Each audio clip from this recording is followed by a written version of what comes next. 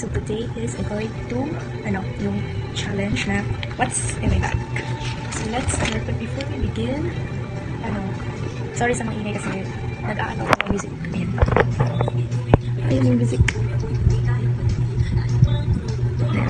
Let's go sa ilalim ng liwanag. Sa ilalim ng liwanag. Narinig ko lang siya somewhere, kaya ang ganda eh. So wala naman tayo sa folders.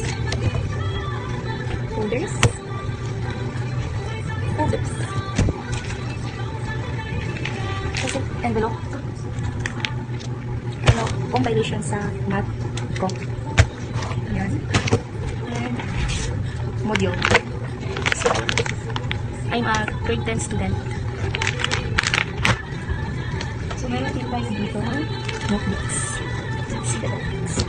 So, we have a PLE notebook, index card, ruler, MAPE notebook, science notebook, math notebook, ESP notebook.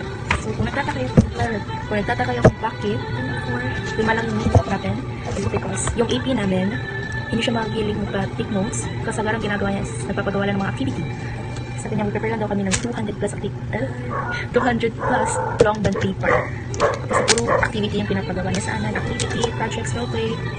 Tapos yung Filipino notebook ko wala kasi pinasa namin kasi nag-check siya yung subject teacher namin. Tapos yung English notebook ko naman is nasa kaklase ko kasi hiniram niya para mag-take note siya kasi wala siyang cellphone. So let's proceed. We have here, para siyang, ang tawag dito, small bag. Malicious yung laman nito is here. Ito lang yung laman niya. Here. Mga ganito. Ganito.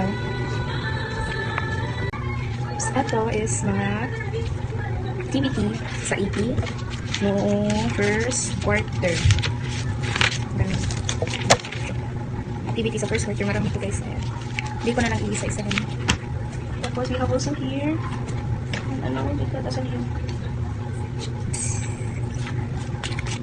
wedding invitation.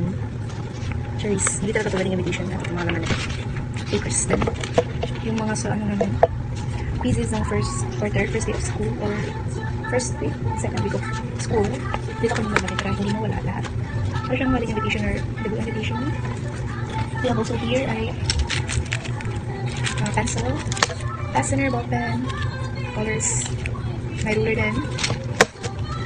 So also a ruler, of course, need talaga ito sa atin. And, wait.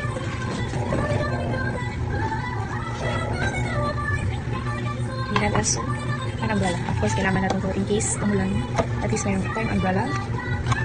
Meron din tayong tumbler. We need to say hydrate in our body. Basta, kailangan natin uminom sa tubig every day. We have also a calculator para sa math natin. We have also, where is it? So, ito.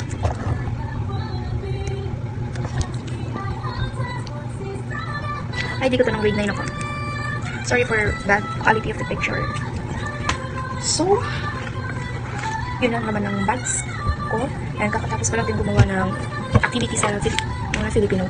Activity sa AP namin, which is ito. Ayun. So, bukas, Monday na bukas at madami tayong gagawin. May sayaw tayo sa MAPE, which is wellness, first subject. Tapos sa ESP, may reporting din.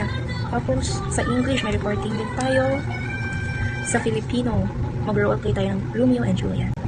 So, Romeo and Juliet after TLE. So, gagawa ng kayo ng new project for the second quarter.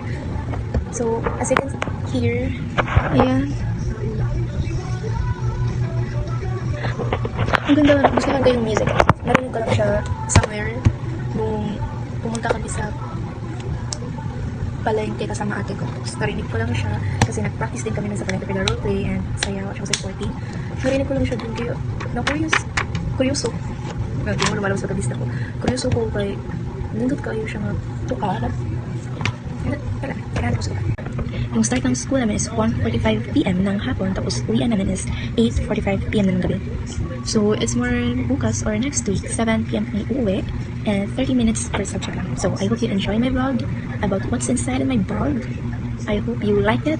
Don't forget to share it or like it or follow me on my TikTok account. Thank you all. See you around. Bye!